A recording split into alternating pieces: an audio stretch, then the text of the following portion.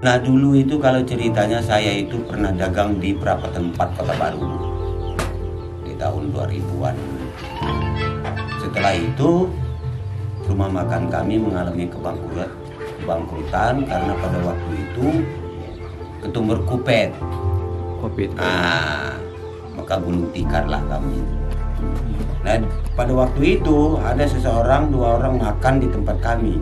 Ceritalah tentang lahan itu. Pak Misranya sudah almarhum. Lalu karena keadaan posisi pada waktu itu dalam keadaan kami itu istilahnya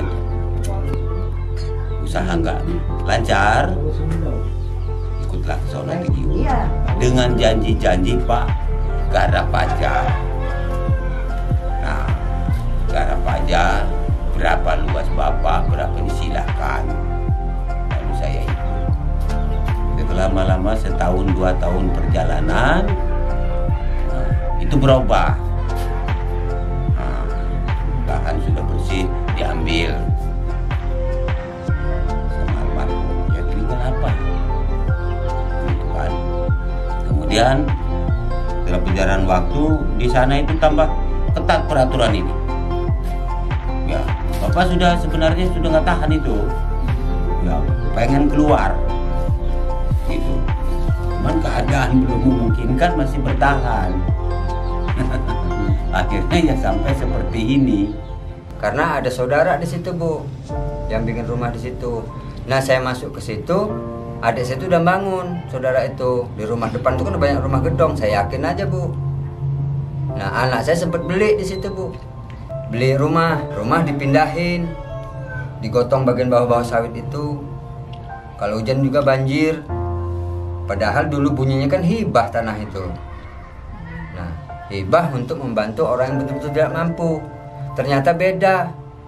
Yang di depan tuh orang kaya semua, Bu. Ya, orang satu ada yang 16 kapling, ada 35 kapling. Sedangkan kami orang nggak punya taruh di sawah. Tuh. Itu pun kami ada masalah dikit diusir. Kami nggak ada kekuatan, Bu. Sampai nangis, Bu, kami pergi dari situ, maghrib-maghrib. Bawa cucung saya itu masih bayi, mau ngontrak nggak ada duit waktu itu Bu. Sedangkan ngontrak kan masuk harus bayar. Di situ Bu kami nangis batin, kami sekeluarga besar. Seharusnya kan kalau kami namanya berumah tangga itu Bu nggak mungkin mau damai terus.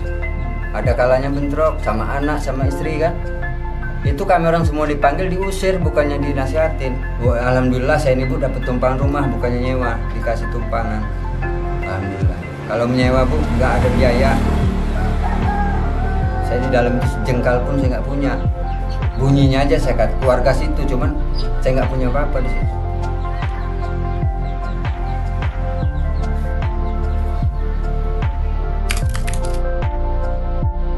Atau gini Pak, itu kan kata hibah, cuman ada adminnya. Itu sebesar untuk saya 3 juta, sama sporadiknya nebus 1,5 juta. Dikasih tanah di bawah itu di sawah itu udah bayar sporadik 500, cuman sporadiknya belum diambil. Ada sporadiknya, cuman pada waktu itu karena kami masuk ke anggota Kopdar, ya Kopdar Lampung, jadi Bapak serahkan ke sono di Kopdar Lampung. Ada sporadik. Waktu bikin sporadik kami dikenakan biaya 1,5 juta. Nah itu kalau kata menurut dia itu untuk membuat ini untuk kekelurahan, tapi yang menangani pada waktu itu orang lembaga. Nah yang menerima uang itu adalah Lukman yang menerima uang 1,5 juta banyak. Kalau tanyanya maaf ngomong, saya udah 1 tahun ini karena mereka ini kan bilang setelah itu tanah sudah bersih semua, ini punya saya, ini punya saya, ini punya saya. Mereka berebut anggota lembaga itu. Ada yang 6 hektar, 7 hektar, 8 hektar dan sebagainya kan. Nah, Bapak ini nyewa. Yang di sini nyewa sekarang, Pak. Di sini dijanjikan 2 hektar, kata dia pada waktu itu aman, Pak. Ada suratnya. Ada suratnya, kwitansi pun ada. Jadi 1 tahun itu, yang di sini 2 hektar, yang punya posko di situ itu kata dia 1,5 hektar. Setelah diukur kemarin itu nggak ada 1,5 hektar. Yang di sini ada juga cuma 1 hektar. Nah, itu 8,5 juta saya sewa. Ada kwitansinya semua ada saya. Setahun, Pak? 1 tahun.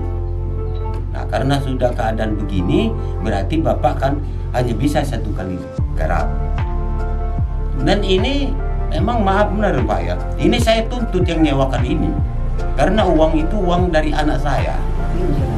Pinjam. Saya tuntut ini orang. Dan saya sudah serahkan kepada Pak Firman mengurus ini.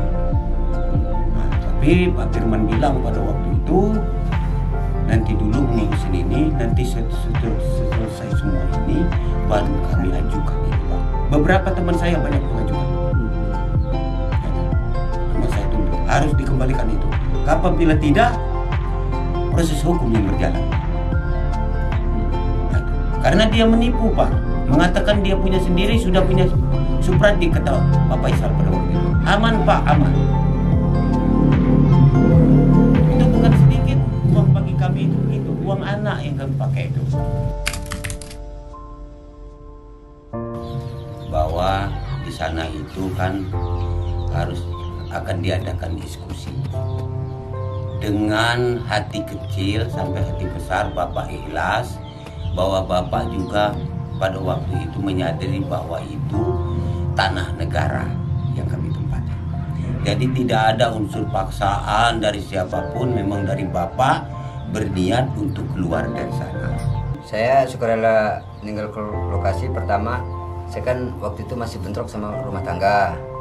Terus di sana kan saya diusir tanpa ada belas kasihan sama anak saya itu. Anak saya itu bawa anak bayi. Bisa nggak bisa harus pergi hari itu. Seharusnya kan kalau seorang pemimpin panggil kami itu kan dinasihatin, bukan diusir begitu Bu.